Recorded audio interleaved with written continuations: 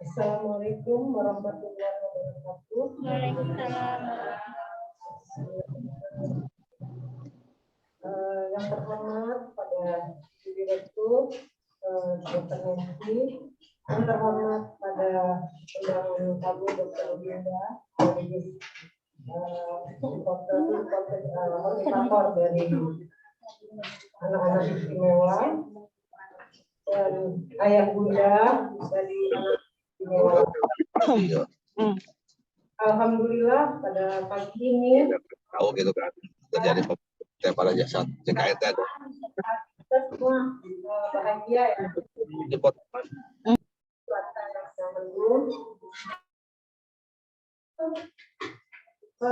Reunian kembali, dan awalnya kita ingin silaturahmi, tapi alhamdulillah dengan waktu yang singkat dan bantuan dari pihak rumah sakit, acara ini bisa terselenggara. Kami sangat bersyukur. Acara ini harapannya tidak hanya sekedar silaturahmi atau dari kata pasien, mudah-mudahan bisa memberikan bekal untuk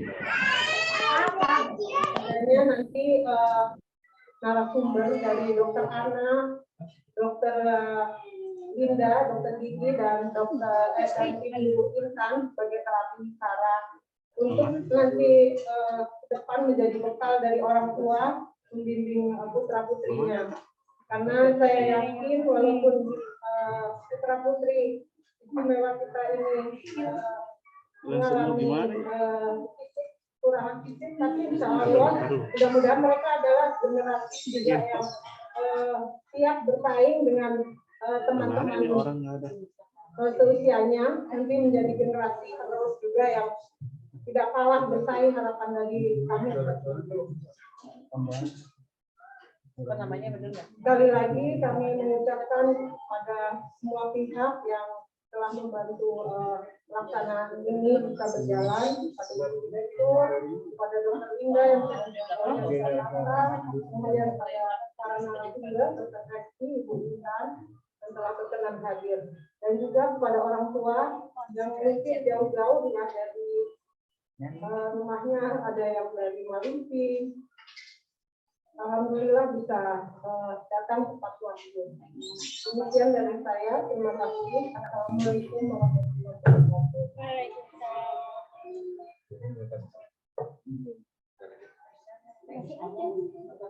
Sambutan selanjutnya dari PLT Direktur RSUD Dr. Aji Darmo sekaligus membuka acara ini. Disilakan. Terima kasih atas waktu dan kesempatannya. Mohon izin saya sambil duduk ya.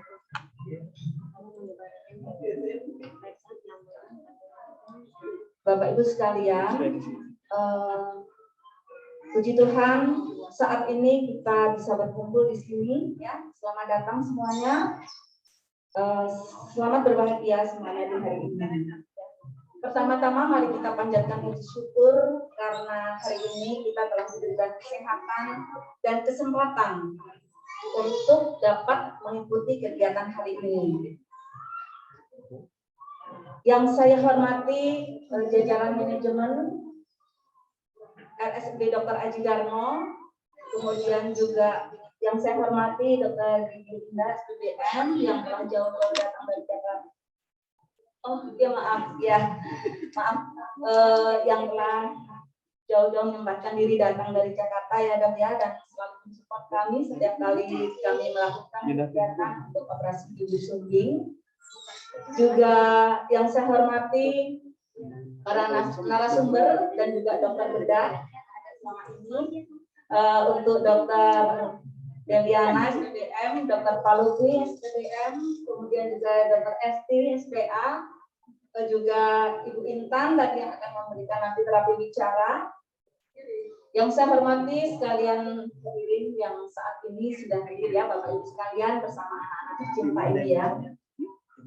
Kita ketahui bersama bahwa pada hari ini kita semua berkumpul di sini untuk tadi sudah disampaikan juga oleh Dokter Palupi untuk saling bersilaturahmi, sekalian juga evaluasi ya Dok ya. Dan selama ini kita telah melakukan ini Telah 10 tahun kira-kira ya Dok ya, kita bekerja sama dari tahun 2012 sampai dengan saat ini, dan sampai sekarang ini kira-kira sekitar 700 orang yang sudah dilakukan operasi bibir sumbing. Ya, jadi rata-rata 1 bulan sekian kasus ya. Itu yang dibiayai oleh Smile Train ya Dok ya. Ya, dan ada juga yang dari BPJS itu di luar yang 700 itu. Bapak Ibu sekalian, mudah-mudahan apa yang kita lakukan selama ini ya, tentu saja ya, bukan hanya mudah-mudahan, tapi tentu saja ini sangat bermanfaat bagi kita semua. Kita ketahui bahwa kasus celah bibir dan langit-langit apa yang sering kita kenal dengan bibir sumbing ini, memang banyak kasus ya, khususnya di Lebak India. Tetapi mudah-mudahan dengan sering dilakukannya operasi akan menurunkan angka itu. Dan kita harapkan nanti ke depan juga sudah tidak ada lagi kasus seperti ini. Kita tahu bahwa anak-anak adalah masa depan bangsa ya.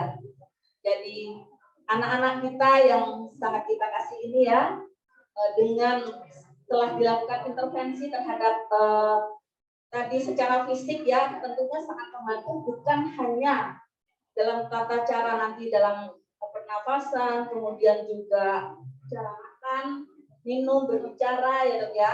Tetapi bukan hanya itu saja, tetapi juga kepercayaan diri yang tentu akan didapat oleh anak-anak kita ini, sehingga mereka tidak akan merasa rendah diri di hadapan yang lainnya, dan tentunya kita harapkan nanti dapat bertumbuh dengan sehat dan baik, dan nantinya akan berguna untuk negara dan bangsa ini.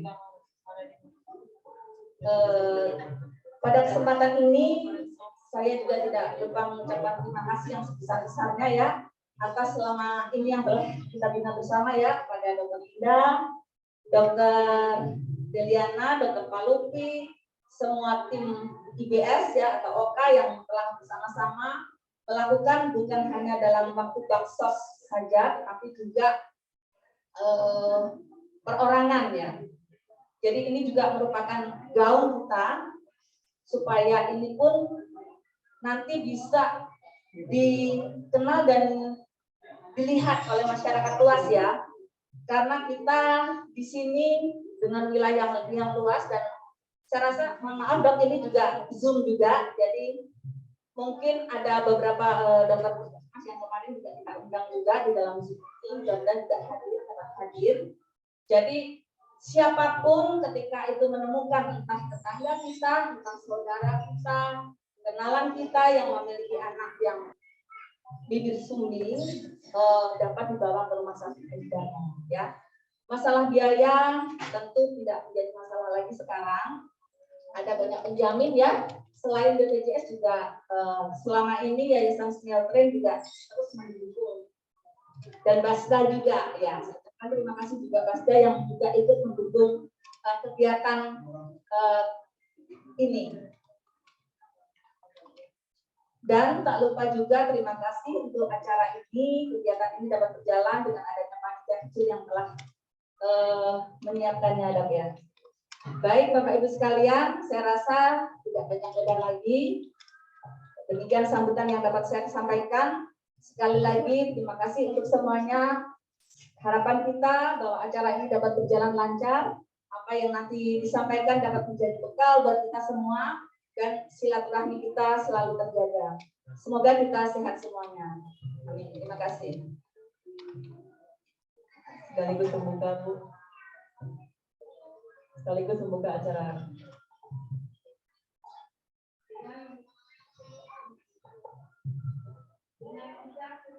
Tuhan, saya nyatakan kegiatan pertemuan untuk gathering anak senyum Indonesia ya, saat ini dibuka.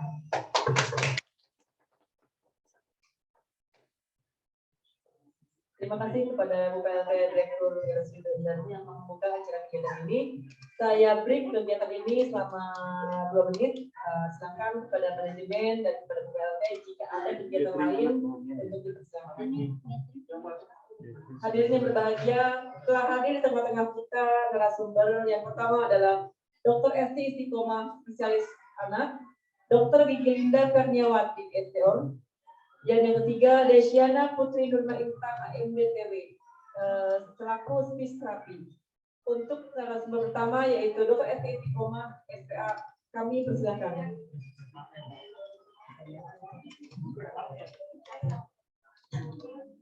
Mohon maaf,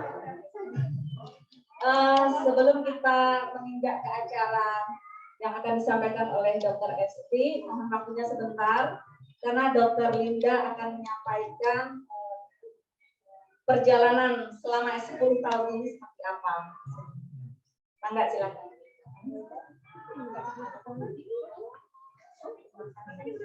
Assalamualaikum warahmatullahi wabarakatuh. Mungkin di sini karena ada kita melalui Zoom, ada dari Puskesmas dan mungkin ada dari rumah sakit untuk kita rumah sakit Sudarmo. Dia bisa versi langsung. Belum mengenal bahwa ada kegiatan pelayanan. Jadi saya buka file lama.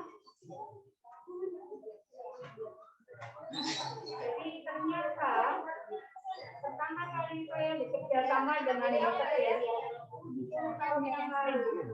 Dasar skrip, udah pakai. Acara silaturahmi ini ternyata adalah semacam perayaan ulang tahun yang ke-10 dari kegiatan kita. Oh iya.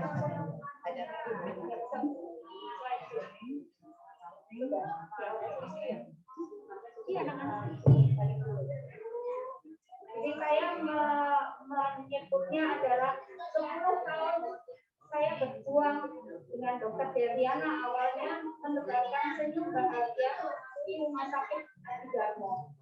Jadi di rumah sakit inilah kita mulai waktu tahun 2012. Mungkin Dr. Esti juga sudah bantu.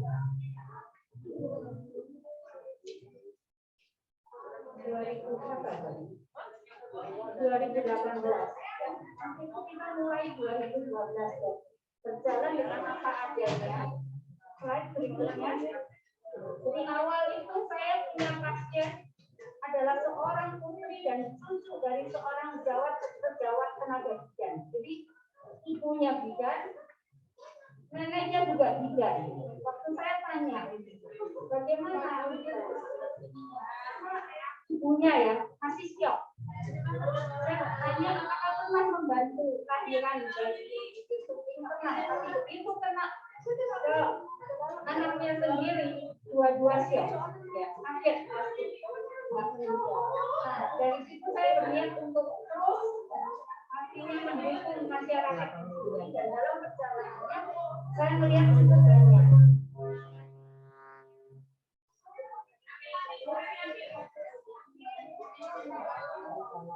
Dari 5 pasien 1 tahun, 10 pasien ini yang menggunakan nasoalveolar multi. Di luar itu adalah yang bedah banyak. Ya. Jadi yang bedah bibir suntingnya banyak tanpa lewat nasoalveolar multi ya seperti yang saya. Nah, lalu 2020 saat pandemi kita terbukti karena anak-anak dulu datangnya ke rumah saya ya. Kenapa di rumah? Karena kalau di rumah bisa bebas, tidak perlu membayar uang pendaftaran, tidak saya membebaskan, bisa bawa uang kontrol baik, nggak bawa juga baik ya Bu ya. Sudah biasa begitu kita. Jadi kekeluargaan. Tapi sayang sekali waktu pandemi karena anak-anak nggak mungkin datang ke Jakarta naik kereta api. Lalu saya merayu Dr. Paluti untuk sisa nanti saya kasih alih itu ya pengetahuannya. Sebetulnya sebelum ada Dr. Paluti, saya berusaha minta dokter gigi umumnya di sini untuk saya mau alihkan, tapi mereka kayaknya tidak berminat karena memang ada beberapa dokter gigi yang ketika melihat anak bibir tumbuh itu pun Saya ini ikut-ikutan sedih gitu. Ya. Kalau saya semangatnya saya rubah pikirannya. Ini ada orang yang membutuhkan, saya bisa, saya kerjakan. Itu adalah amalan. Ya, lanjut. Jadi disitulah kita konsepnya adalah dengan asa, asuh, asuh. Dan saya berjalan melayani, saya juga belajar. Apa-apa sih yang dibutuhkan oleh anak-anak yang istimewa ini ya. Nah, dalam interaksi saya lihat yang pertama adalah ketertujukan dari orang tua dan keluarga. Bagaimana ini saya harus sebagai orang yang kontak pertama, saya harus mengurangi membimbing orang tua yang istimewa ini untuk menerima anak istimewa sebagai berkah dari Yang Kuasa. Nah, ini sebetulnya bisa dilaksanakan oleh bidan-bidan yang menolong mungkin ya. Lalu menjelaskan bahwa mereka ini butuh asuhan yang sedikit berbeda dengan anak pada umumnya. Jadi cara pemberian asinya dulu saya ajarkan ya Bu ya, memberi susunya, minumnya itu kan harus setengah duduk supaya tidak tersegang. Ya dulu saya kasih tahu. Yang terutama yang terdekat ya. Terus kita berusaha mengasuh sampai anak-anak ini nanti usianya 18 tahun sudah selesai tumbuh dewasa, karena ada beberapa yang harus kita titipkan terus. Karena itu saya membentuk satu grup WA untuk ajang silaturahmi ya. Jadi supaya tuntas, supaya maksimal gitu ya. Lanjut. Kapan ya? Kalau menentukan hasil yang terbaik, pasien dan keluarga itu sebaiknya bertemu dengan tim seawal mungkin. Saya ada beberapa kali 1 hari setelah kelahiran itu saya sudah menemui bayinya di ruang NICU atau di ruang perawatan bayi ya. Nah, bahkan kalau di negara yang sangat maju, di mana ada USG yang 4 dimensi, saat kehamilan pun sudah ketahuan biasanya. Kalau yang bayi yang dikandung itu ada kekurangannya. Nah, itu biasanya dari tim psikologi klinis sudah mendampingi. Jadi secara psikologi supaya orang tuanya itu nggak kaget lagi waktu anaknya lahir. Ya. Oke, lanjut. Jadi sebetulnya siapa aja sih yang bisa terlibat? Itu yang terlibat untuk memberikan pelayanan bisa dokter kandungan, bidan. Kalau kita di tempat yang agak jauh itu Pak Haji ya, kadang-kadang ya. Itu punya peran aktif kepada keluarga istimewa ini.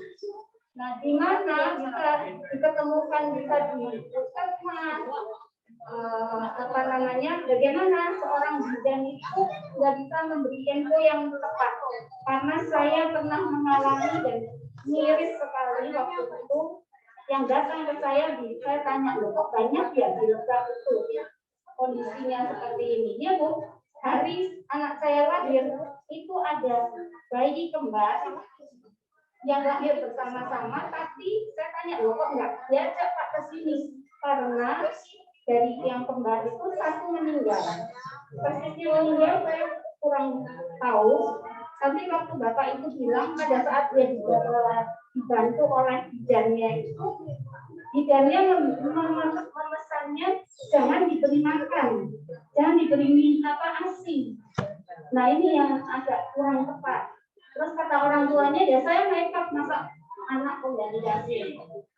Karena ini ada yang info-info yang kurang tepat atau kurang tertangkap oleh pasien, mungkin bidannya ngomong jangan dikasih makan ASI dulu, pergi ke rumah sakit dikasih kasih MDP dulu, kurang bagus ya. Nah, jadi gimana dengan cara memberi informasi yang benar dan tepat? Terus kenapa? Karena anak istimewa ini butuh mendapatkan pertolongan yang maksimal. Jadi perlu sih oleh tim. Jadi harus ada timnya ini. Dan saat ini kita masih ini nih yang aktif di sini ya. ini masih belum terlalu aktif. Psikolog klinisnya sekarang ada, tapi belum kita libatkan, dok. Moga-moga segera. Terus ahli gizinya sebetulnya ini perlu terlibat karena harus diajarkan bagaimana. Dan speech therapy, mungkin Dokter Nancy nanti kalau bisa menambahkan speech therapy ini, dok, sangat penting. Ya, oke lanjut. Ini contoh dari siapa nih yang ada di sini. Alatnya seperti ini ya.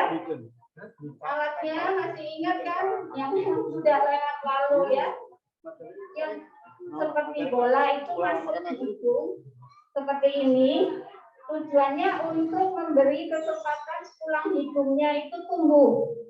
Dalam hitungan sebenarnya dalam hitungan 4 bulan itu waktu yang terbaik, 4 bulan sesudah lahir. Ini kalau kita perhatikan dulu waktu lahir seperti ini dengan tulang hidung yang miring, ininya rendah ya. Tapi setelah pakai alat,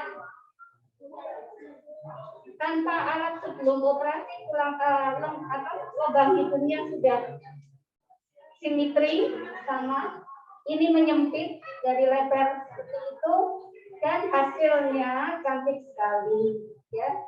Seperti ini 2 minggu pakai alat dari selebar ini, ininya jatuh, 2 minggu pakai alat, 1 bulan pakai alat menyempit ya. Jadi yang operasi hasilnya lebih baik, tulang hidungnya lebih lurus.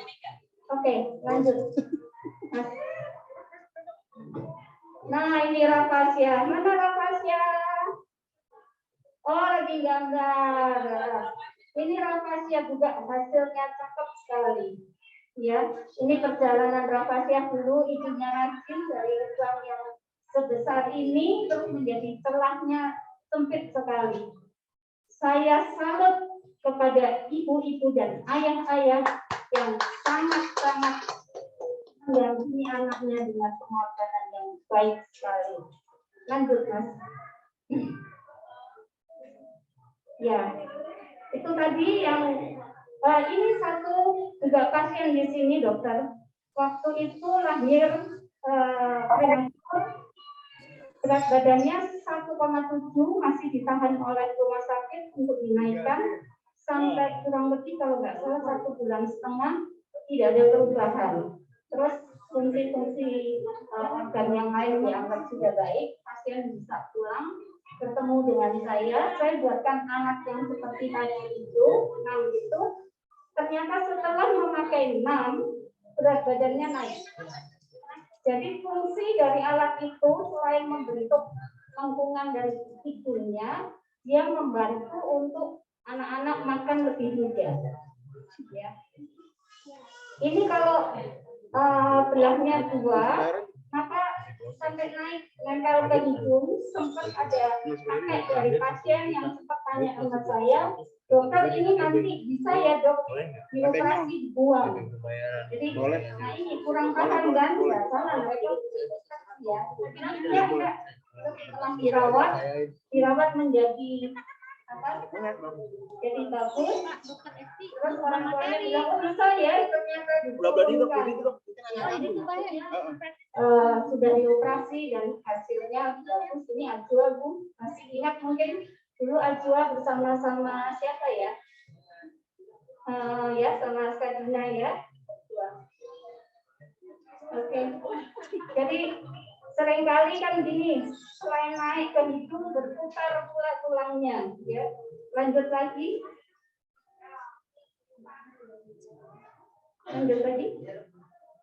Ya, jadi terima kasih atas dukungan berbagai pihak, ya.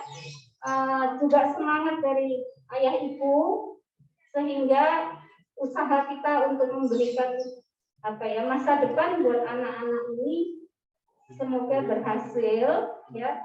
Tolong tetap kontak. Lalu saya titip untuk misalkan dari sarana kesehatan lain ya di sekitar sini. Saya makanya memaparkan apa yang sudah kita rawat. Moga-moga mereka juga jadi mempercayakannya ke sini, Dokter Esti siap ya dok ya. Dokter Esti juga siap untuk bantu kita. Dokter Del, Dokter Palupi siap mengerjakannya untuk bantu operasinya. Nanti moga-moga tim kita makin banyak, ada speech terapinya sehingga lebih tuntas bantuan kita. Oke, saya kira Dokter Esti mohon diberikan tuntunan bagaimana memberikan nutrisi yang baik buat anak-anak ini supaya mereka menjadi tangguh dan hebat. Terima kasih untuk kesempatannya dan perhatiannya.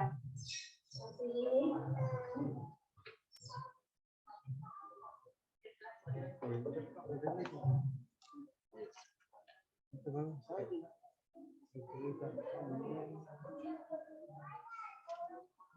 Kan itu diharap.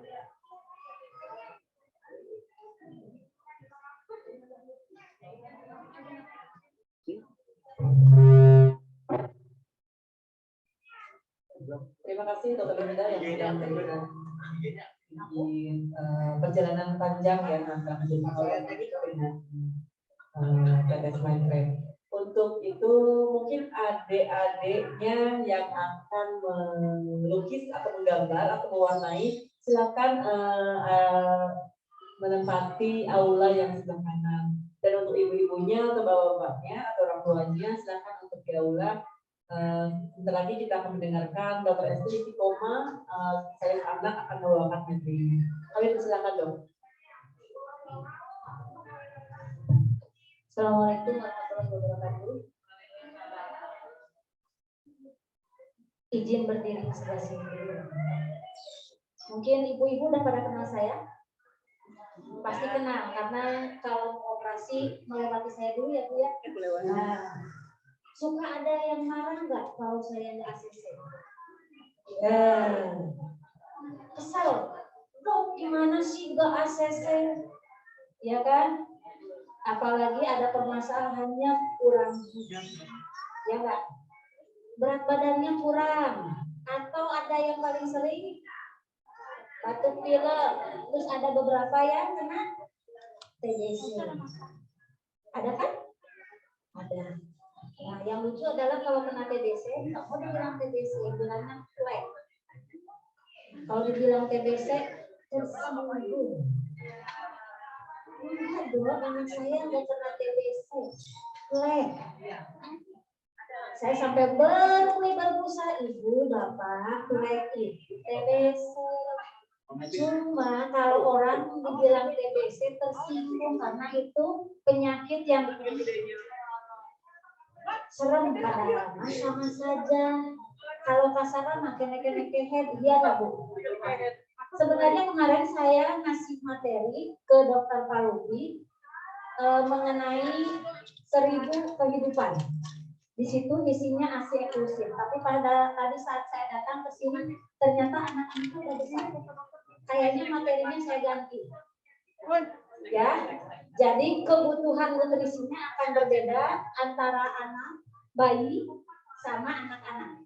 Sekarang ada nggak Bapak Ibu yang kebingungan? Ini kan rata-rata sudah labioplasti semua ya.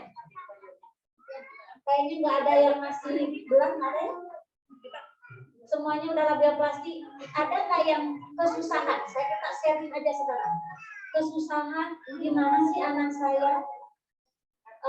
Permasalahan nutrisinya atau permasalahan lain ada nggak? Ayo.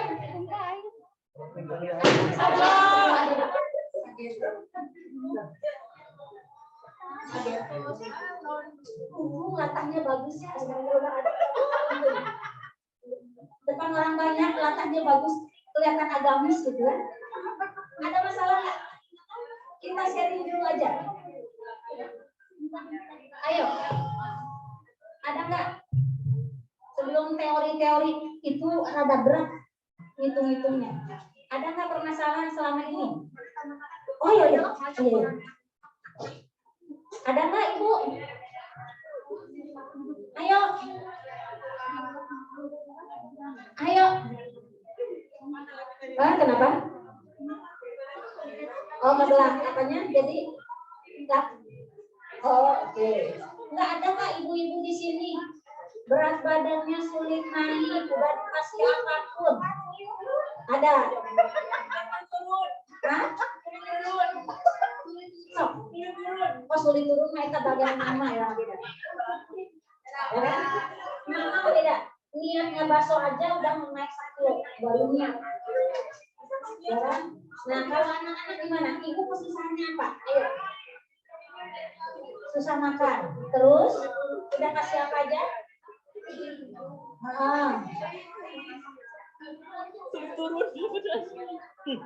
Kamu makan sayuran, oke. Sayuran sebenarnya hal yang paling sulit untuk diterima anak-anak.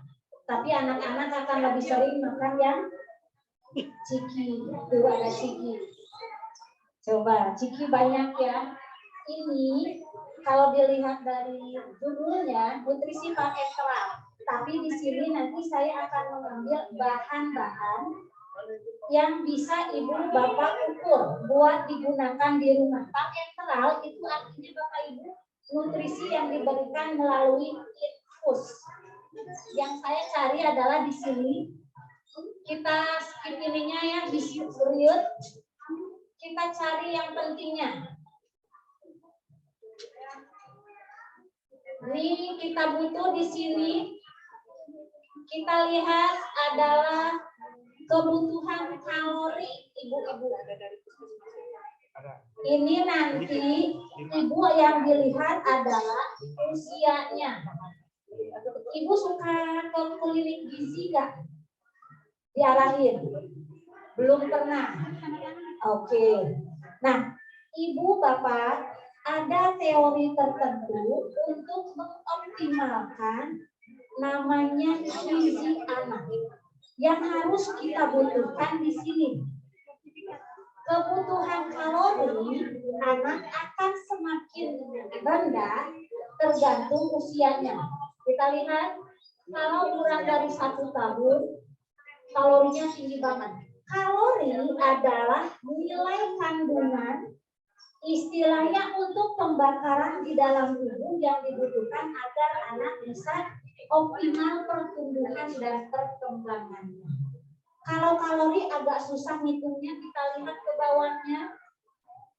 Nah, ini ibu-ibu, protein. Agak susah juga ya. Protein ini kita ada istilah, kalau di bagian gizi ada istilah nilai tukar. Bukan nilai tukar rupiah aja ya Pak. Nah, yang kita butuhkan sering kan Bapak Ibu saya bilang, Pak, banyakin makan daging, banyakin makan ikan. Karena protein ini adanya di hewani, lebih tinggi. Kebutuhannya di sini kita lihat.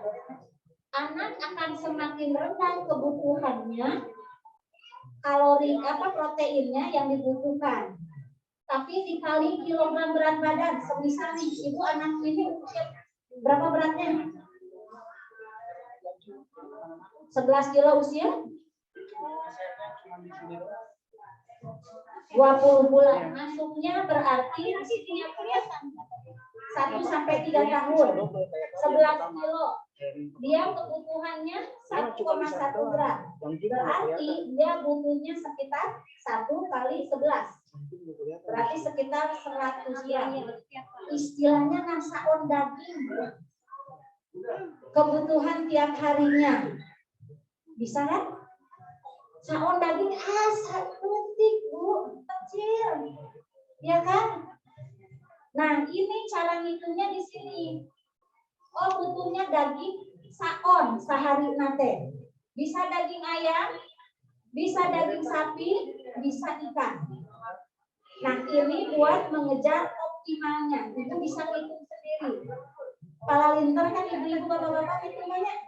Ayo kalkulator lah. Itu gua mah lebih enak, gampangnya. Nah, ini salah satu caranya. Kemana di gambarnya? Oh ya. Oke. Ini baru protein. Jadi ibu bapak, kalau bagi bapak sama ibu yang rada berlebih, Diingat, ibu bapak setiap hari masukin protein berapa gram. Nah ini ada kebutuhannya, makin tua kita usia maka kebutuhan protein pun makin rendah. Tapi beda ini, anak sakit dia dibutuhkan proteinnya lebih tinggi. Kalau sehat, ibu patokannya di sini. Gampangannya satu aja, 1 kali berat badannya dia. Oh, saya harus masukin daging dalam setiap makan. Ini sehari loh Bu. 100 gram saya berarti dalam sehari dibagi 3 kali makan. Kan sedikit ya. Jadi kalau belum daging mana biasa nganggo lauk. Ya. Biasa oke nganggo ayam atau lebih murah. Ya. Oke, atau nganggo ati ayam juga bisa. Ini untuk protein. Nah, ayeuna lemak. Lemak penting ibu-ibu karena buat apa? Bagi anak. Protein, lemak itu penting buat anak-anak pertama pertumbuhan. Yang pertama anak itu akan tumbuh tinggi. Setelah tumbuh tinggi, otak pun akan berkembang. Sekarang saya mau tanya, ada nggak anak ibu bapak yang melihat tingginya kurang di sini? Yang merasa kok anak saya lebih pendek, ada nggak? Ada nggak? Cum. Mana coba, ini kamu masih cukup. Ada yang pendek, kamu berapa usianya? Masih. Ada yang pendek nggak? Dilihat dari usianya, kelihatan lebih pendek, ada nggak? Berapa tahun? Ada sekitar 80-an, masih cukup. Ada? Kamu coba berdiri, kamu berapa tahun? 19 bulan. Ini rada sedikit. Berapa panjang tinggi badannya? Belum pernah. Kalau yang ini berapa tahun? 3 tahun setengah. Sedikit. Ada nggak ibu-ibu yang merasa lebih pendek? Cukup semuanya? Pernah dengar stunting nggak Bu? Apa itu stunting? Ini stunting ini. Ya benar, kekurangan gizi. Bentukannya stunting adalah kondisi di mana anak dia lebih pendek dibanding anak normal. Jadi ibu akan melihat kok anak saya usia 2 tahun tingginya segini, sedangkan temannya kok lebih tinggi. Nah, kalau kekurangan yang ini tadi, protein, lemak, nah ini akan menyebabkan anak tingginya kurang. Jadi harus hati-hatinya di sini. Ibu hitung di sini sama seperti yang tadi. Ya. Di sini kita lihat ini rata-rata dia usianya mendekati 2 tahun ya. Kebutuhannya 1,5 sampai 2,5 gram per kilo per hari. Lemak itu dibutuhkan lebih tinggi dibanding protein. Nah, ada orang kita, terutama ibu-ibunya, lebih resep ngabaso lu banyak gaji. Nah, ya kan? Nah, gimana kita mau kurus? Yang masuknya lebih banyak dibanding keluarnya. Benar nggak Bu? Nah, buat ibu-ibunya. Tapi buat anaknya kita harus ngasih sesuai kecukupan. Ya, biar dia optimal. Ada nggak anak yang nggak suka daging di sini? Kenapa kamu nggak suka daging? Ayo. Kenapa?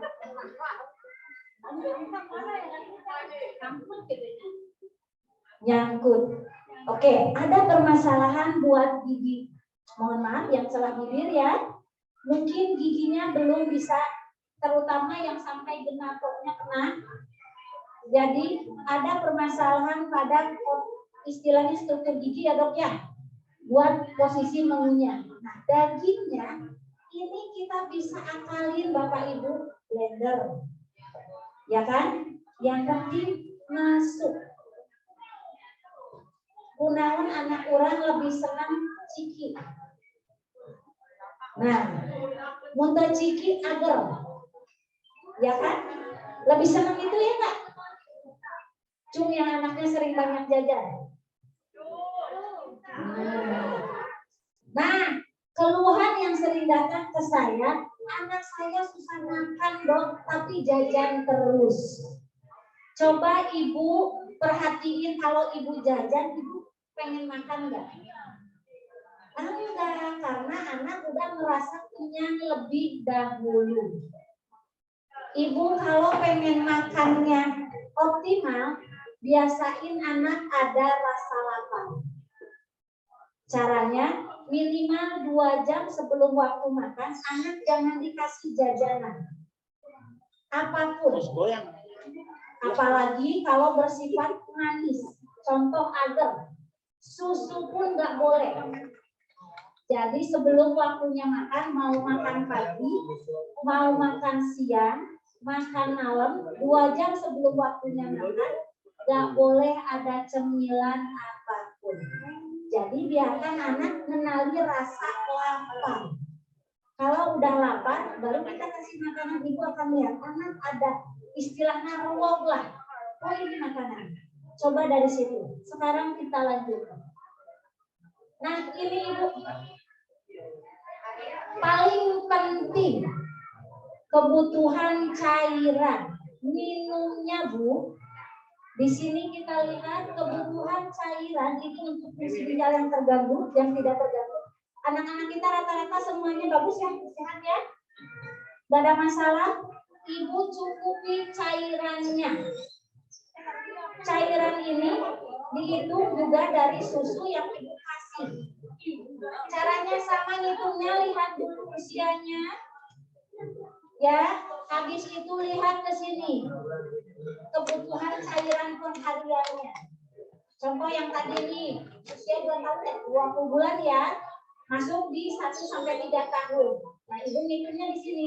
110 sampai 120 dikali berat badannya 11. Ya kan? 110 kali 11.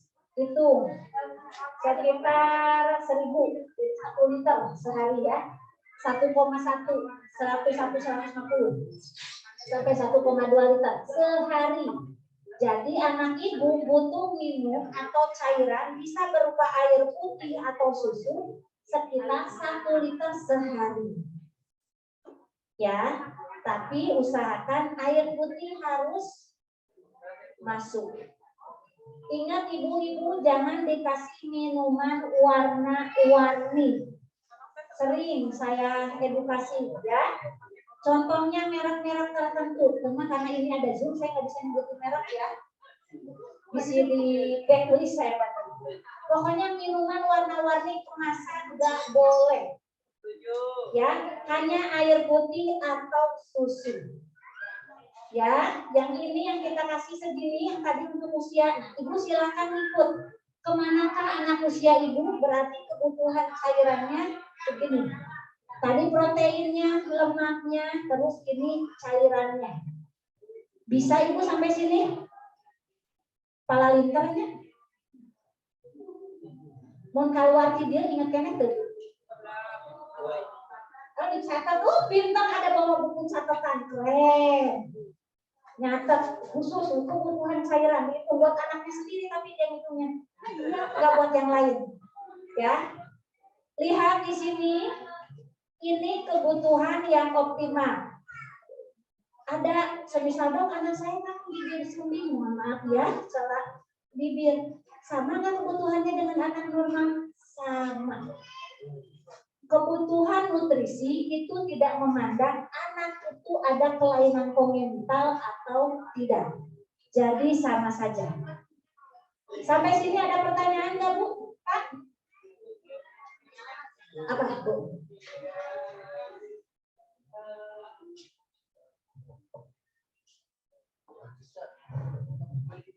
Assalamualaikum warahmatullahi wabarakatuh. Namanya siapa sebutnya? Nama saya Badia, anak dari Tangguh. Begini, kita sudah melakukan pasti yang terbaik buat anak kita, terutama dalam asupan gizi. Menurut kita itu sudah baik, karena masing-masing orang beda pendapat. Cuman terkadang gini dok, anak saya ini terkendala kalau memang nih dari musim panas mau masuk musim hujan itu biasanya batuk pilek. Setiap perubahan cuaca, anak saya ini kendalanya adalah batuk pilek. Nah, bagaimana caranya untuk menghindari itu supaya sekalipun perpindahan cuaca, tapi anak kita tetap sehat. Terima kasih. Assalamualaikum warahmatullahi wabarakatuh. Waalaikumsalam warahmatullahi wabarakatuh. Oke, pertanyaan bagus. Yang pertama, musim pancaroba. Enggak anak, enggak dewasa, semuanya bisa penuh. Ya, yang perlu kita tingkatkan adalah imunitas anak. Imunitas korelasinya tadi dengan nutrisi yang seimbang. Paling penting pada imunitas adalah protein. Maka anak kebutuhan proteinnya harus tercukupi untuk menjaga imunitasnya tetap optimal. Itu ya Bu ya. Yang kedua, cari faktor tambahan.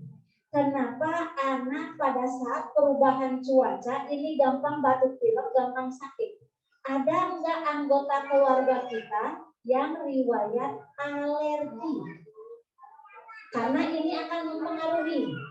Contohnya, ibu enggak ada riwayat alergi, suami enggak ada, tapi ternyata kakeknya, neneknya ini ada alergi. Ini akan mempengaruhi anak. Ya, anak kemungkinan akan alergi. Kalau ada riwayat dari atasnya alergi, maka anak kemungkinan mengalami alergi sekitar 20 sampai 40%. Cari kemungkinan alergi. Ya, untuk mengetahui anak ada alergi atau enggak, gampangannya adalah anak akan sakit pada waktu dan kondisi yang sama dengan penyebab yang sama. Contohnya, anak ini cenderung udara dingin, dia alergi. Gampang pilek. Ya, pilek, biduran. Tapi dia berulang-ulang, kemungkinan dia alergi dari situ. Kalau ada alergi seperti itu, bisa nggak dok dikasih obat sembuh? Tidak bisa. Kalau ada riwayat alergi itu tidak bisa sembuh. Tapi yang bisa kita optimalkan adalah hindari faktor pencetusnya agar tidak terjadi sakit yang lebih berat. Ya, nanti ibu tugasnya tadi nutrisinya optimalkan, cari kemungkinan alergi. Caranya kita bisa mengetahui apakah anak kita ada alergi atau enggak? Bisa, Bu. Namanya dengan skin prick test. Tapi sayangnya nggak ada di sini. Harus ke rumah sakit Cipto Mangunkusumo Jakarta minimal ya, tetap. Ya, ke bagian alergi imunologi. Nanti caranya anak ibu akan ditetesi berbagai macam cairan alergen. Akan dilihat lagi. Kurang lebih 10 sampai 15 menit dilihat. Kalau ada alergi dia akan menimbulkan reaksi di tangannya. Itu gampangannya. Nah, ini berlaku buat semisal nih ada ibu bapak yang asma atau ada riwayat alergi berat, anaknya disuruh skin prick test. Ya. Oke, ada pertanyaan yang lain? Boleh? Oke, kalau ini rada susah. Ya. Ini natrium. Natrium itu apa, Ibu? MSG, benar. Istilah natrium. Anu gurih. Gurih-gurih, isi nanti uyah, natrium. Sama kalium. Nah, ini yang susah adalah kita nggak bisa ngaturnya. Cuma ibu dilihat bahwa kebutuhannya kecil, makanya anak tidak disarankan makan makanan kemasan ciki-ciki. Kalau ibu lihat kemasan yang ciki-ciki natriumnya tinggi. Ibu pernah dengar nggak ada gagal ginjal yang malah karena paracetamol sirup? Ternyata penyebab utamanya adalah bukan karena itu, Bu, tapi lebih banyak karena inflamasi dari COVID, ya. Terus kegagalan ginjal terjadi karena pola makan minum yang nggak bagus. Anak-anak zaman sekarang sudah mulai jajan boba ya, Bu? Ya nggak? Ciki. yang tinggi natriumnya. Nah, ini akan menyebabkan ginjal fungsinya berkurang. Dan selanjutnya jadi gagal ginjal. Ini mungkin ada tambahan informasi. Ibu, ada nggak yang adik kakaknya? Adik kakaknya celah bibir, adiknya juga celah bibir, ada nggak? Nggak ada? Ibu kira-kira pengen tanya nggak penyebabnya apa?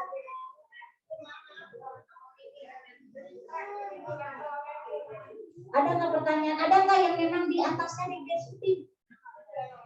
Ada. Kakeknya, neneknya digesutin. Ayahnya digesutin. Tapi ada nggak yang ayahnya normal, ibunya normal digesutin? Ada. Banyakan mana? Yang ada faktor keturunan sama yang enggak? Cung, yang ada faktor keturunan. Satu.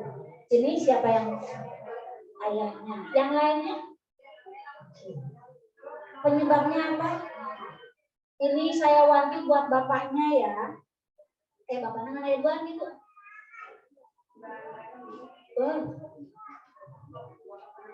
Oke, jadi penyebab dari kelainan kongenital ini, kalau dari penelitian, yang terbanyak adalah karena infeksi rubella. Rubella ini di ibu tidak akan menyebabkan masalah. Di bapak tidak akan menyebabkan masalah. Tapi kalau ternyata terinfeksi, ibunya terinfeksi, bapaknya terinfeksi, terus mengandung, nah rubella inilah yang akan menimbulkan kelainan bawaan. Salah satunya itu. Makanya saya selalu menyarankan kalau ada ibu melahirkan dengan kelainan bibir sumbing, cek torchnya. Torch itu ada partikel toxoplasma, rubella, CMV, sama herpes. Kalau ternyata ada salah satu yang tinggi, diharapkan terapi dulu ibunya. Baru ibu boleh punya anak lagi. Sampai titernya didapatkan normal. Itu salah satu penyebab dari kelainan ibu. Ya. Jadi kalau pada ibu nggak ada masalah. Nah, kenapa ini korelasinya dengan imunisasi? Terutama buat anak perempuan. Ibu dengar nggak? Kalau di usia 9 bulan dikasihnya MR, mumps dan rubella, morbilli dan rubella, ya kan? MR atau MMR, semua anak wajib. Nah, inilah kita bekali anak kita. Tujuan anaknya diimunisasi biar nanti keturunan ibu atau cucu ibu lahir tidak ada kelainan kongenital lagi. Ya, anak ibu dengan kelainan ini, kebutuhan khusus ini sebenarnya tidak ada masalah buat imunisasi. Saya sering menemukan anak ibu nggak diimunisasi. Ini juga ini ujungnya dengan puskesmas. Jadi anak dengan kelainan kongenital berupa ada celah bibir, tidak ada kontraindikasi buat pemberian imunisasi. Jadi anak ibu boleh imunisasi, dan itu malah hak dan kewajibannya dia harus imunisasi. Oke ya Bu ya, yang berniat punya anak lagi tolong cek dahulu. Ya, cek lagi ibunya, tapi mohon maaf agak mahal harganya. Kurang lebih sekitar 2 juta. Ditanggung BPJS, tapi ya kan ada 4 panel tuh. Diambil buat 1 panel. Nanti diambil lagi selang sebulan gitu. Kalau ibu bayar cash keluar itu lebih cepat. Ada pertanyaan lagi? Udah paham belum cara ngitung-ngitung? Ini yang garis besarnya ya, kalau Mikronutrien ke bawahnya agak susah, yang penting adalah protein, lemak, sama karbohidrat. Itu yang paling penting. Ada pertanyaan lagi? Boleh nggak anak gak makan nasi? Nah, jadi kalau semisal anak ibu, anak bapak nggak suka nasi, biarin saja Bu. Ganti aja karbohidratnya dengan roti atau kentang atau ubi ke atau jagung ke, itu boleh. Ya, nggak usah terpaku harus sangu. Oke, ada pertanyaan sebelum saya tutup? Mudah-mudahan bermanfaat ya, nanti bisa ngitungnya, terutama proteinnya nih yang sering telat. Semuanya imunisasi lengkap Kak?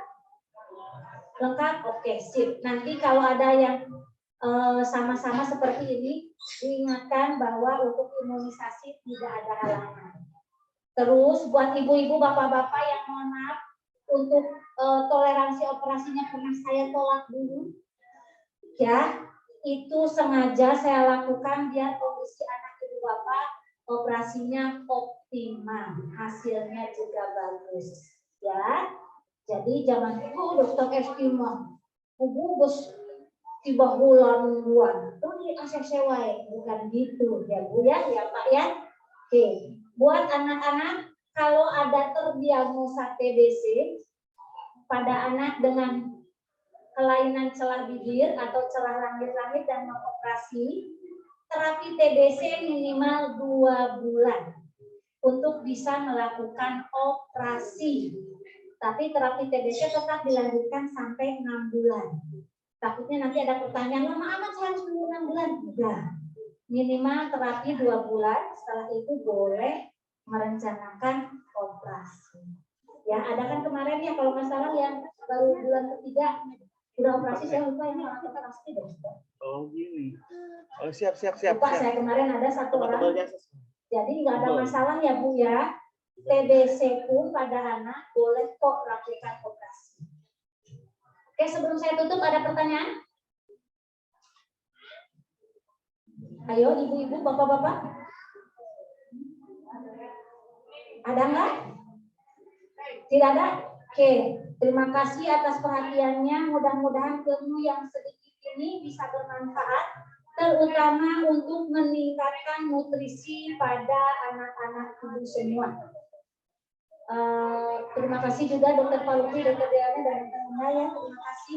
Mohon maaf hanya sekilas saja dari nutrisinya, mudah-mudahan bermanfaat buat semua. Assalamualaikum warahmatullahi wabarakatuh.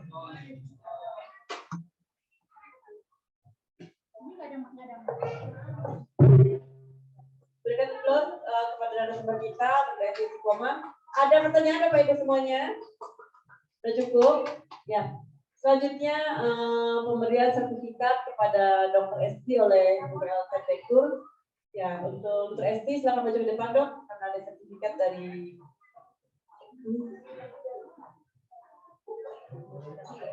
Hah? Gak ada pegawai kan? Kita nggak punya.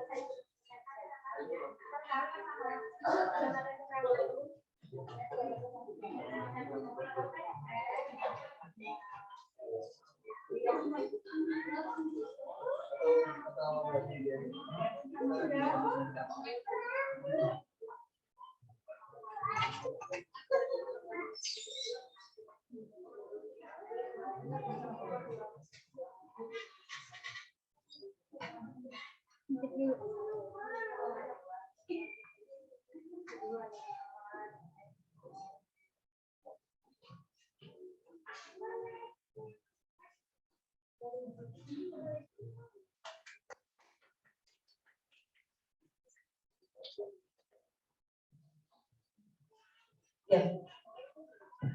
Narasumber selanjutnya dari Ibu Desiana Putri Nurmah Intan, AMDTW. selaku spesialis kepada Ibu Desiana untuk menempati tempat di pagi Selasa ini. Mana kamu?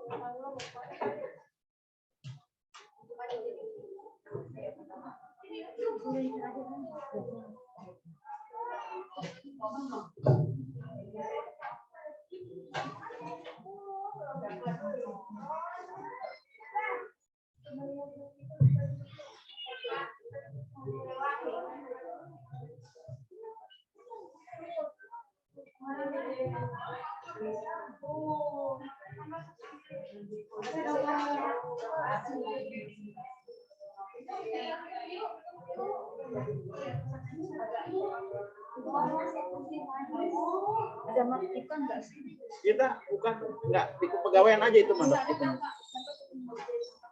Ya, assalamualaikum warahmatullahi wabarakatuh.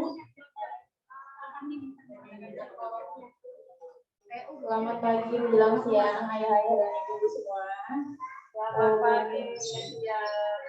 Perkenalkan, nama saya Desiana Putri Nurulani. Saya sebagai fisioterapi atau biasa disebut terapis bicara ya. Ini kalau namanya kepanjangan bisa dipanggil Intan aja. Ya, di sini saya akan sedikit menjelaskan tentang memahami bahasa dan bicara anak dengan cleft lip and palate. Cleft lip and palate itu maksudnya celah bibir dan langit-langit. Di sini yang akan saya jelaskan adalah sedikit tentang terapis bicara. Apa sih terapis bicara itu? Siapa tahu ada yang baru dengar. Terus terapi bicara, karena untuk terapis dan terapi bicara sendiri berbeda ya. Untuk terapis itu profesinya, orangnya, untuk terapi bicara itu pekerjaannya. Cleft lip and palate, celah bibir dan langit-langit, terus bahasa dan bicara. Ini terapi bicara adalah seorang yang lulus pendidikan terapi bicara sesuai dengan peraturan perundang-undangan.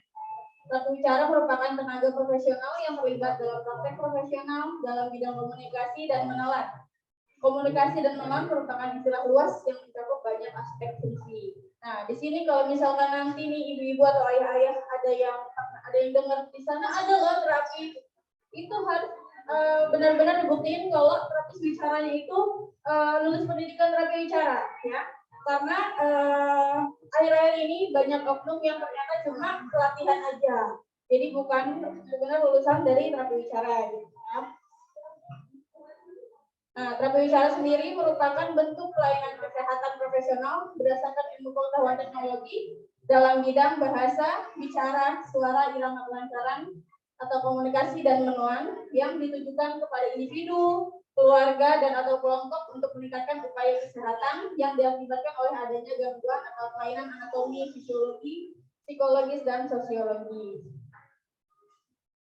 Nah, di sini menjelaskan sedikitnya tentang celah bibir dan langit-langit.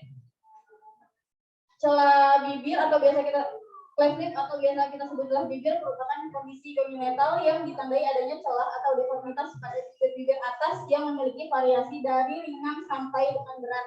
Ada yang unilateral, ada yang bilateral juga. Untuk cleft lip ini cuma sekedar celah bibir ya, jadi langit-langitnya enggak. Selanjutnya ada cleft palate yang biasa kita sebut dengan celah langit-langit, memiliki definisi celah kongenital pada sekitar garis tengah palatum dengan kemungkinan ekstensi sampai dengan uvula, sociolate, dan heart palate. Dari celah langit-langit ini kan ada dari ringan sampai berat juga ya, sama. Ini mempengaruhi bicara anak-anak juga. Jadi tergantung dari celahnya. Semakin kecil celahnya, itu semakin ringan celahnya itu semakin besar kemungkinan anak buat berbicara lebih jelas. Ya. Yang ketiga adalah celah bibir dengan atap langit-langit merupakan kelainan kranofasial yang terjadi pada masa embriologi. Jadi sebenarnya untuk celah bibir dan langit-langit ini bisa terjadi saat masa kehamilan. Itu biasanya sebelum di trimester pertama, gitu ya. Sebelum masuk ke masa kehamilan 4 bulan 5 bulan itu sebenarnya udah bisa ketahuan gitu. Cuma biasanya orang tua atau ibu bisa mengetahui itu saat USG 4 dimensi gitu ya. Itu benar-benar bisa kelihatan untuk yang celah bibir aja, tapi yang jelas. Tapi kalau untuk langit-langit benar-benar harus dilihat lebih dalam lagi, karena untuk USG 4 dimensi itu yang kelihatan cuma bagian muka aja, Untuk yang langit-langit kan nggak kelihatan. Di sini kita masuk ke bahasa. Bahasa sendiri dibagi menjadi dua, bahasa reseptif dan bahasa ekspresif. Bahasa reseptif ini pemahaman ibu-ibu. Jadi saat anak disuruh ambil bola, mana bola? Anak mengambil bola, itu dia udah paham berarti ya, tanpa dia menyebut itu bola. Itu masuknya ke bahasa reseptif.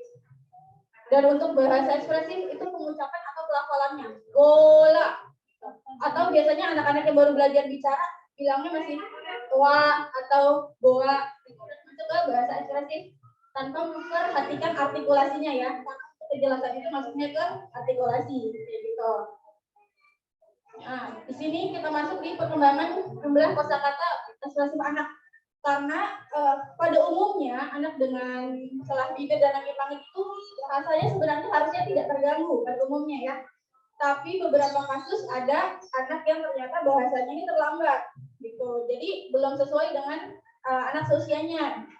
Misalkan anak seusianya harusnya nih 7 sampai 12 bulan udah bisa 1 sampai 3 kata. Ternyata kok anak saya belum ngomong sama sekali ya gitu. Sudah lebih dari 12 bulan gitu. Jadi itu harus disimulasi terus, harus dikejar terus bahasanya. Ibu-ibunya, ayah-ayahnya harus suportif anaknya, harus mendukung. Banyak stimulasi, harus banyak diajakin ngobrol, semua kegiatan itu kalau bisa diperbalkan. Contohnya misalkan, ini kita lagi makan ya, kita lagi ngapain ini ya? Oh lagi makan. Jadi benar-benar harus dalam satu kegiatan mungkin kita bisa mengulang kata makan itu berkali-kali. Gitu. Jadi biar anaknya terstimulasi, oh iya ini makan nih, sambil jangan lupa ditanyain, kita ngapain ya? Biar anaknya ada motivasi buat menjawab gitu. Jadi nggak cuma sekedar mengenalkan, tapi kita juga memancing anak buat menjawab gitu ya. Ini untuk 7 sampai 12 bulan ada 1 sampai 3 kata, 13 sampai 18 bulan ada 3 sampai 20 kata, 19 sampai 24 bulan ada 50 sampai 100 kata, 2 sampai 3 tahun 50 sampai 250 kata, 3 sampai 4 tahun ada 800 sampai 1500 kata, dan 4 sampai 5 tahun ada 900 sampai 2000 kata. Banyak kasus yang saya tangani itu biasanya setelah anak berusia 24 bulan atau 2 tahun nih, orang tuanya baru aware, baru sadar, oh anak saya belum bisa ngomong ya. Gitu.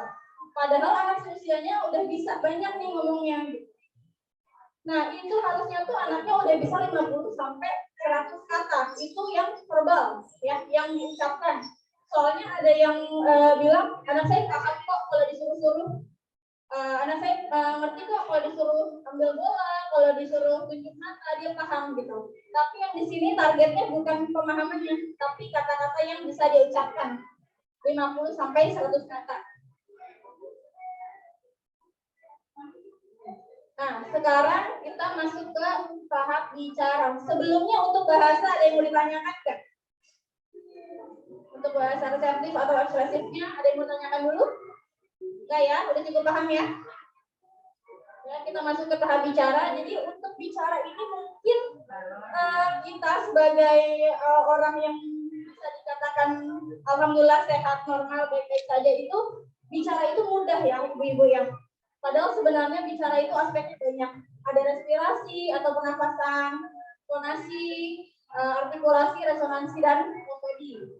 Nah, untuk yang nanti akan kita bahas lebih di aspek artikulasi dan resonansi nih, yang biasanya ada problem di anak-anak dengan celah bibir dan langit-langit.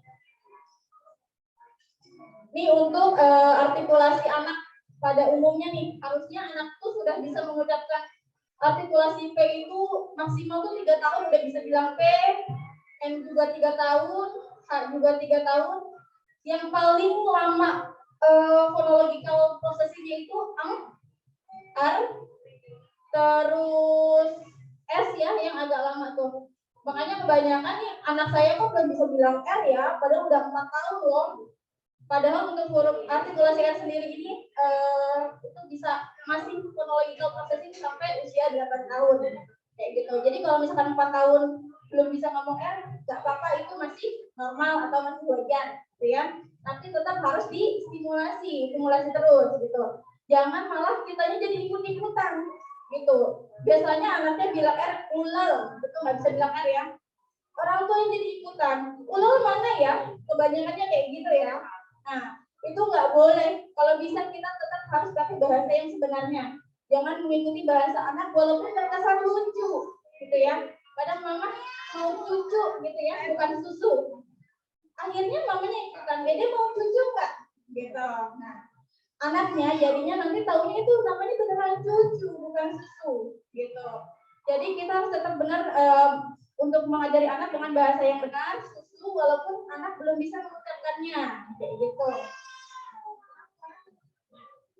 Nah, ini bunyi-bunyi nasal. Jadi dari beberapa artikulasi yang tadi itu ada beberapa bunyi nasal. Bunyi nasal ini adalah bunyi yang biasanya keluarnya dari hidung juga, dari rongga hidung. Itu ada N, ang, dan M. Itu cuma 4 artikulasi ini aja yang berhubungan sama nasal ya. 4 artikulasi ini saat diucapkan saat hidung tertutup atau terbuka itu bunyinya pasti beda. Nah, karena dia ada udara yang harusnya keluar dari hidung, gitu. Contohnya, misalkan saat kita menggunakan M, mama sama papa pasti beda kan? Karena dia harusnya ada aliran udara yang keluar dari hidung. Gitu. Selain bunyi ini, itu bunyi oral, jadi nggak ada aliran udara dari hidung. Kalau misalkan ternyata saat bunyi-bunyi lain selain artikulasi ini ada udara dari hidung, berarti dia masih belum pas yang bunyinya. Kita biasanya tes bunyi Untuk di sini cuma ini sesuai nggak sih? nggak jalan. Atau kita bisa Ini nggak jalan. Di sana nggak jalan, di sini pernah lihat kasih tahu ke dia, atau setnya dirubah di sedikit. mungkin Jadi cermin pada bisa ya, saat cermin kalau di rumah ada center cermin. merubah, ini Nanti juga bisa semua dites. berubah. Ada Cerminnya catatannya nggak boleh yang ada Betul, framenya. karena psikologi ya. Ada tingkahnya lebih besar ya daripada cerminnya. Akhirnya saat kita taruh di bawah hidung itu yang nempel Slide-nya nggak berubah. bukan cerminnya, kayak gitu. Nah kita biasanya ngetes itu pakai vokal I gitu ya. Nanti saat anak disuruh bilang vokal I ternyata ada embun nih di kacanya, berarti ada udara yang keluar dari hidungnya, gitu ya. Padahal harusnya I itu nggak ada udara dari hidung. Yang ada udara dari hidung cuma 4 artikulasi ini aja. Selain itu harusnya tidak ada. Nah nih artikulasi yang biasanya terganggu pada anak celah bibir dan langit-langit. Untuk yang celah bibir yang terganggu biasanya di MPBW. Kenapa cuma di MPBW? Karena artikulasi ini yang menggunakan pergerakan bibir. Coba bisa dicoba masing-masing. MPBW. Itu kadang juga menyentuh bibirnya menyentuh ya antara 2 bibir atas dan bibir bawah. Saat bibirnya tersentuhnya kurang pas, atau biasanya anak-anak yang salah penyebutan itu cici yang ketemunya. Jadi B, gitu ya, bukan B. Itu walaupun terdengar sama, tapi penyebutannya beda. Gitu. Terus untuk celah langit-langit lebih banyak nih patternnya, artikulasinya. Ada L, N, T, D, ada R, ada J, C, K, G, dan M. Kenapa sih kok artikulasi ini aja yang banyak terganggu pada anak dengan celah langit-langit? Karena untuk L, N, T, D itu pertemuan antara ujung lidah dan langit-langit atas, tepatnya di belakang gigi. Ya, L, N, T, D itu penempatannya sama. Nah, kalau misalkan langit-langitnya bercelah, otomatis ujung lidah ini nggak akan ketemu dengan si langit-langitnya ini. Jadi kebanyakan anak-anak dengan celah langit-langit ini dia memanipulasi bunyi yaitu dengan mengeluarkan lidah L. Jadi L-nya keluar, L, T, T-nya digigit, T, M, D. Gitu. Itu membuat beberapa kata terdengar sama yang seharusnya berbeda. Contohnya dada, jadi nana, ada kayak gitu. Nana, gitu ya. Padahal dia berusaha bilang dada nih, gitu. Tapi yang keluar jadinya nana. Gitu. Karena artikulasinya ini pasti terganggu nih untuk anak dengan celah langit-langit. Nah gitu. Untuk KGM ini biasanya kita pakai pangkal lidah yang di belakang. Mungkin bisa dirasain KGM. Nah, saat kita bilang KGM itu pasti ada terasa lidah menyentuh ini ya. Itu biasanya dengan anak yang celahnya itu panjang, yang sampai ke belakang gitu. Karena saat celahnya panjang sampai ke belakang itu jadinya tidak tersentuh. Ya, cukup sekian sih penjelasan dari saya. Di sini saya akan memberikan tips dan trik sedikit ya untuk orang tua di rumah. Gimana sih caranya buat melatih bicara anak gitu ya, atau memahami bicara anak gitu. Yang pertama, untuk bahasanya distimulasi dulu. Sudah sesuai apa belum nih bahasanya sama anak dengan usianya gitu ya. Kalau belum, kita kejar bahasanya dulu. Jangan buru-buru kejar di bicaranya. Karena percuma anak bisa bicara, tapi dia nggak paham sebenarnya. Contoh, beberapa anak bisa bilang, mama, mama gitu ya. Udah seneng nih mamanya kan, udah bisa panggil mama nih. Ternyata manggil neneknya mama, manggil kakeknya mama, manggil ayahnya mama. Nah, berarti mamanya itu belum bermakna ya. Jadi kita kejar mama itu untuk yang ini loh, yang ini tuh ayah, yang ini tuh kakek, yang ini tuh nenek. Pastikan kalau bahasa yang diucapkan anak itu bermakna gitu ya. Bermakna cuma satu makna aja, jangan semuanya gitu. Ada yang anak bisa bilang apa kok gitu, ternyata apa. Padahal ini tuh bukan tanya, ini tuh menamai, namanya itu apa, bukan tanya itu apa gitu. Itu untuk bahasa ya. Nah, kalau untuk bicara, kita harus tes dulu nih artikulasinya. Anak ini sekiranya nggak bisa jelas tuh saat ngomong apa aja sih, gitu ya. Misalkan coba kita saat bilang pohon, kita bilangnya pohon, nggak ada n-nya. Oh, n-nya kok nggak ada ya? Apalagi nih yang kira-kira belakangnya n? Kita coba di ikan, ternyata nggak ada juga ikan. Kita coba lagi nih melon, ternyata melon, nggak ada juga n-nya. Berarti dia yang terganggu itu n akhir ya. Karena untuk artikulasi itu ada posisinya nih, ada posisi depan, tengah, dan belakang. Untuk n tengah contohnya, untuk n depan contohnya nama, nasi, itu n tengah, n depan. Untuk n tengah maka sudah bisa ya ada n-nya gitu. Jadi kita harus tahu nih posisi anak itu yang terganggu di mana sih, di depan, di tengah, atau yang di belakang gitu. Misalkan oh yang di belakang ya ternyata artikulasi di belakang itu bilang semua gitu. Kita bisa simulasi dengan cara kita list kata-kata apa aja yang ada n di belakangnya atau ada m yang di belakang, pokoknya yang anak terganggu gitu ya. Kita simulasi terus-terusan balon, melon, ikan kayak gitu. Itu kita kejar terus-terusan. Tapi setelah kita tahu artikulasi mana nih anak yang terganggu. Nah, untuk ngetes itu benar-benar tes artikulasi. Jadi saya bawa contohnya.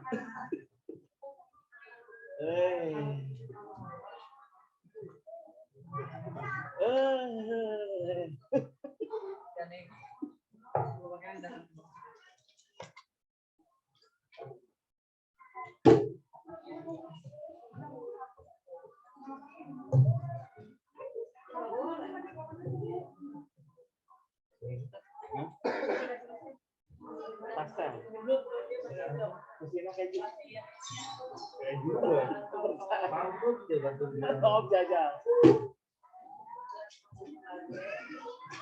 Ini adalah kata pintu, gambar pintu ya. Untuk kata pintu yaitu untuk kita itu mengetes P awal. P awalnya anak bisa atau tidak. Terus selanjutnya bisa dikasih lagi gambar apel untuk P tengah.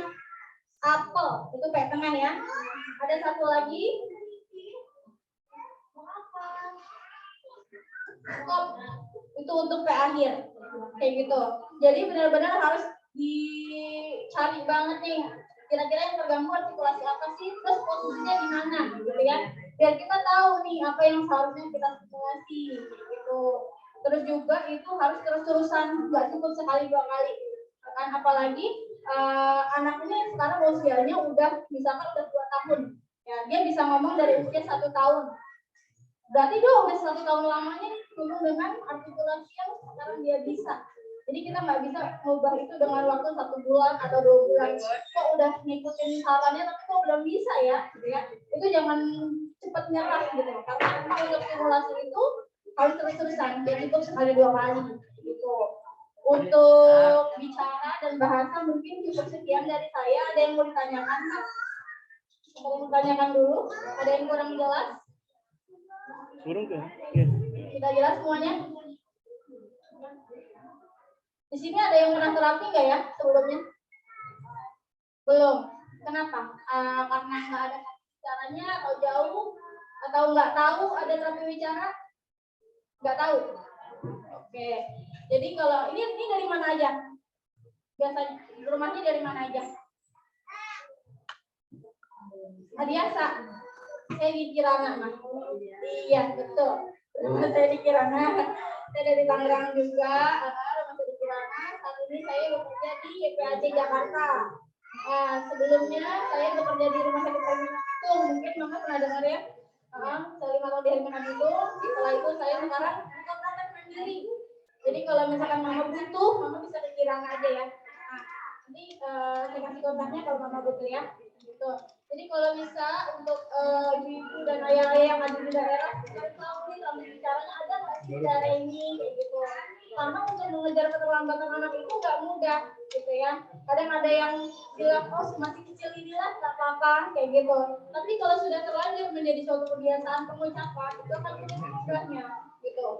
Lebih sulit mengubah suatu kebiasaan dibanding memberi sesuatu yang baru, gitu. Kalau sesuatu yang baru kan anak belum punya nih.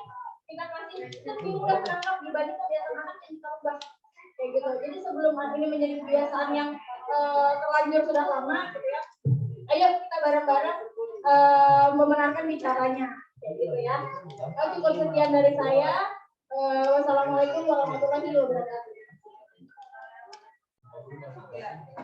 Itu kata-kata, tapi saya juga punya istri yang bilang Ibu Direktur, nanti coba mungkin kita upayakan kalau bisa nanti ada kemudian kalau bisa mungkin kita banyak yang belum apa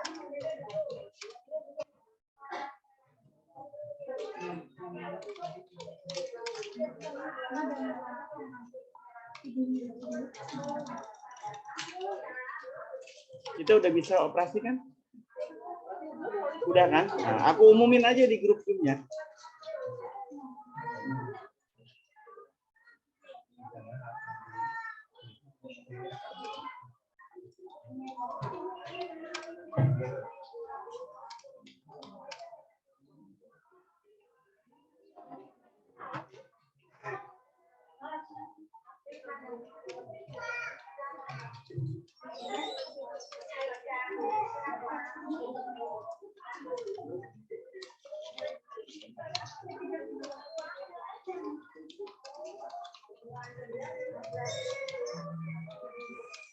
Kita berikan aplaus ya kepada narasumber kita.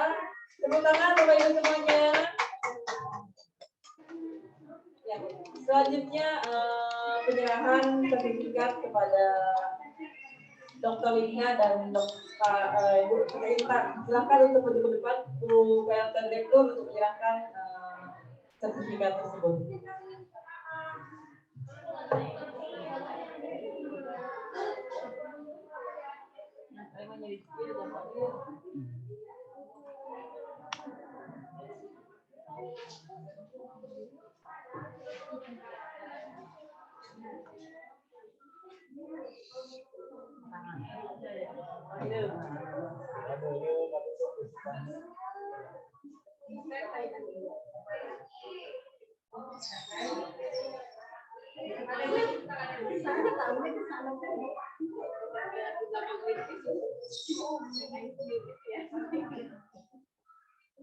Tutup kipas. Awaknya nih gede. Nih, videonya kalau ke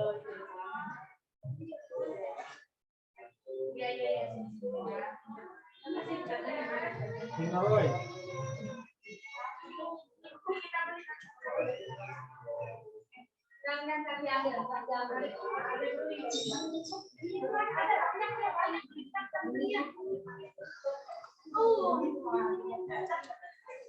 Udahan kan? Udahan ya?